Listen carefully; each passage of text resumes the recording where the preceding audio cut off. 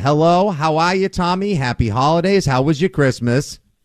Oh, it was a great day. Nice, relaxing day. We had a couple of nice ribeyes and nice presents. We had a nice day. It was nice. All right, so it was nice. It was nice. That's good. I like the fact that it was nice. And I was going to ask you, because if I remember when you and I did the midday show, either last year or 2 years ago, you're a Christmas steaks kind of guy. Absolutely, yeah. We actually became a Thanksgiving steaks family this year, and we're never going back. Wow, Andy, he's pivoted. He's made the pivot. Goodbye, Christmas ham. Fare thee well, Thanksgiving turkey. It's big steaks at the Curran house. I like that, Tom. Yeah, you have to have something you commit to, I think. And then we committed to the steaks, and we're going to go there every single time. They're going to be nice. They're going to be high-end. We're going to spend a little bit extra on them, and we're going to cook them up right nice. Speaking of committing, how committed is Bill Belichick to Matt Patricia as the offensive coach of this team? Great pivot. Well, keeps trotting them out there, and there is no end in sight in terms of 2022. Obviously, as we look towards 2023, it's blatantly obvious that the Matt Patricia as offensive coach has failed, as lead offensive coach. Obviously, the speculation continues to be that Bill O'Brien will be brought in.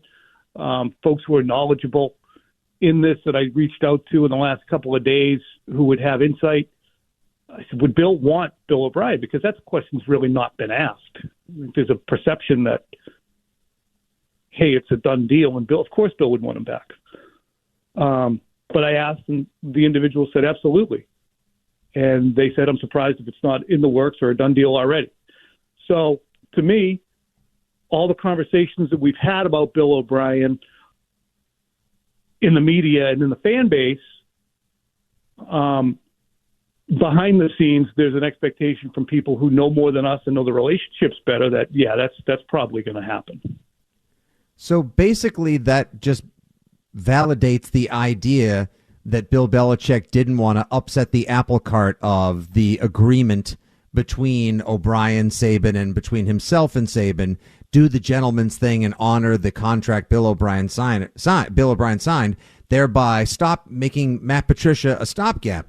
But I just, Tom, I keep going back to all the same things on the T-shirts and the posters and in social media, do your job and ignore the noise and best interest of the football team. How the hell is everything Matt Patricia's done this year, quote unquote, in the best interest of the football team?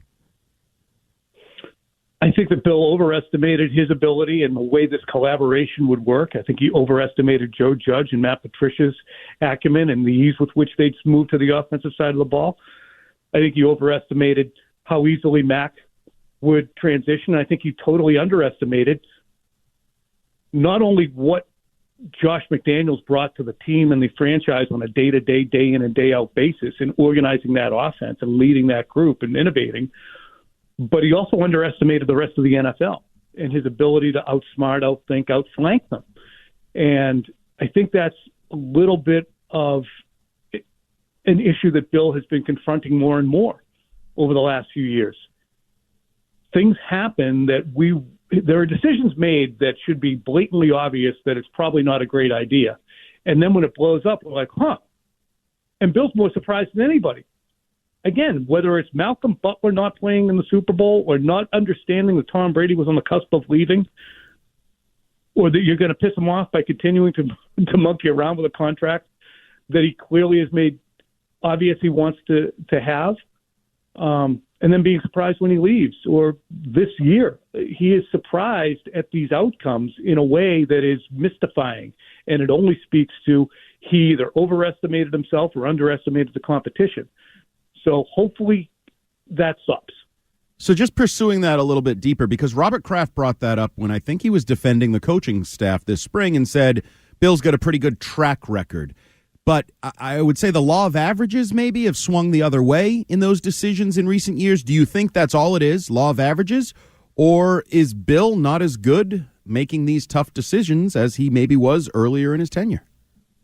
I don't think it's the law of averages. I think there's a great confidence that grows from being able to do what you've done as a head coach.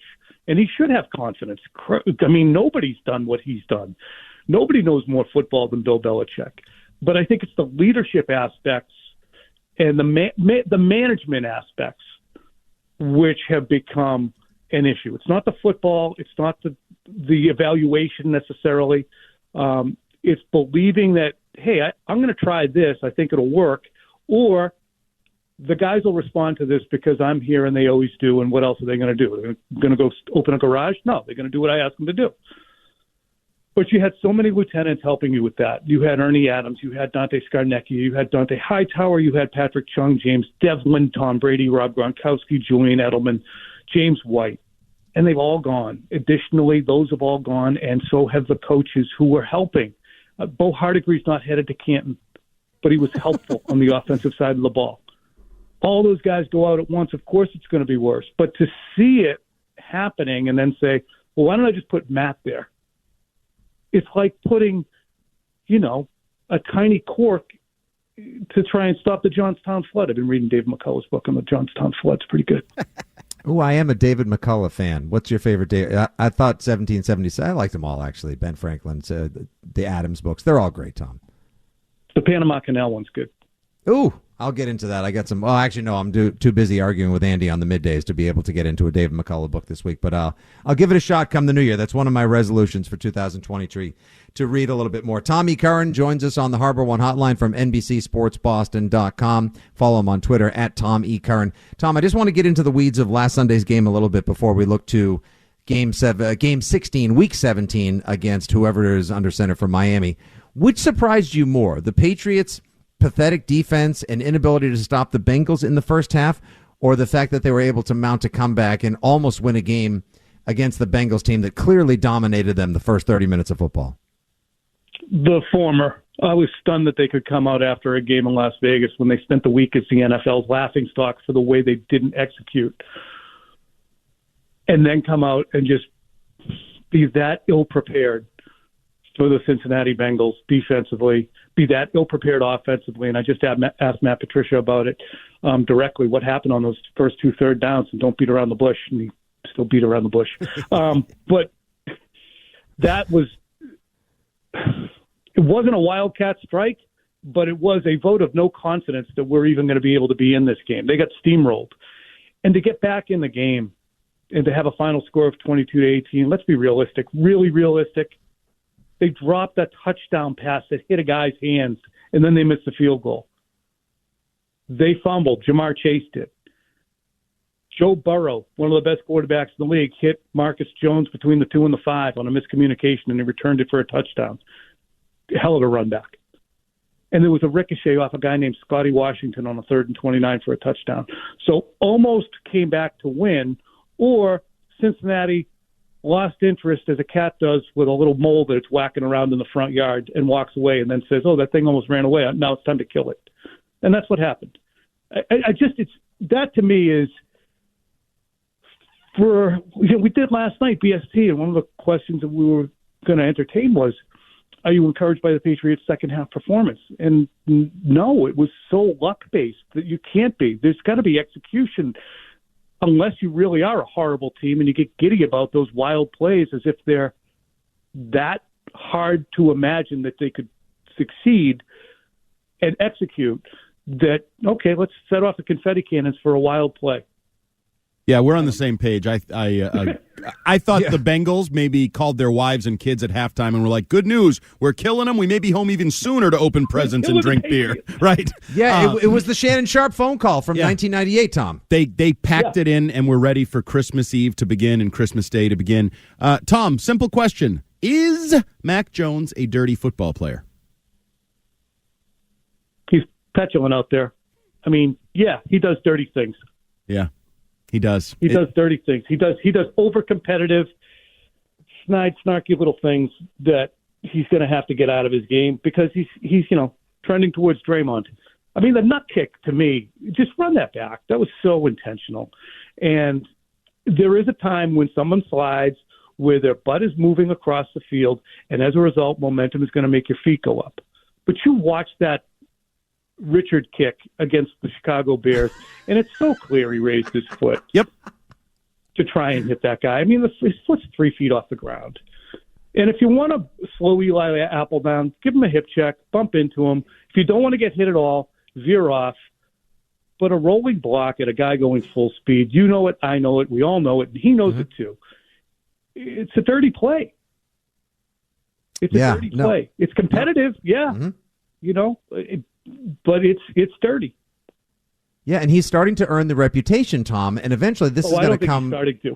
He has. Sorry. He owns it. He has completely earned this reputation now, so much so that a caller earlier said we should stop calling him Mac Jones and start calling him McEnroe Jones for his petulant behavior, the histrionics and the antics. And you got former players telling him to knock it off, Edelman's and the Will Forks, and he's F-bombs on national TV. Now he's cheap-shotting guys. Like, it's been just a horrible 2022 for Mac Jones, and I don't think there's anyone who's looking forward to 2023 more than Mac, mostly just because he needs to put 2022 proverbially in his rear view. And I ask you this as we get close to wrap-up time here with you. My last question, 2023, we're looking ahead. We'll play one of those radio games. What is the New Year's sports resolution or the biggest sports wish for Tom E. Curran headed into the new year? Oh, boy. This is the last question. Honestly, it's try to continue to be as analytical but not snide and snarky about the teams.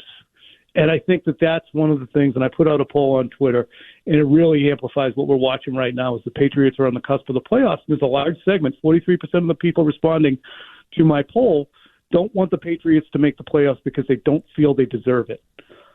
And wow. I'm looking at it, and there's like 4,000 people have answered already.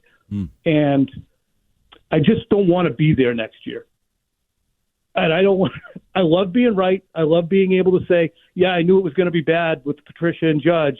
I knew Mac Jones' resiliency would be tested. I talked about it. I wrote about it. Here, look at these stories. It's fun to be right. But you don't want to be satisfied or self-satisfied and smug with the results.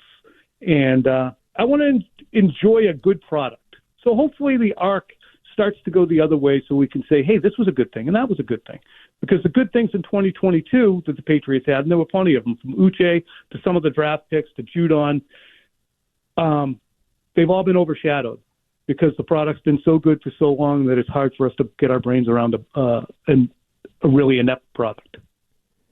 Fair point, Tom. Fair point indeed. I'm sure we could do this all day, but we got to let you go because we got to pay the bills, and that's the spot, and that's our time. I always enjoy a chance to chat with you at the stadium on the radio. I'm always make sure to tune into your Tuesday spots and the Thursdays as well. It's great appointment radio, and you do bring some insight, analysis, and perspective that no one else does in town. So keep up the great work on the TV, the podcast, and beyond, Tommy, and we'll see you next year, okay? All right, Fitzy. See you, Drew.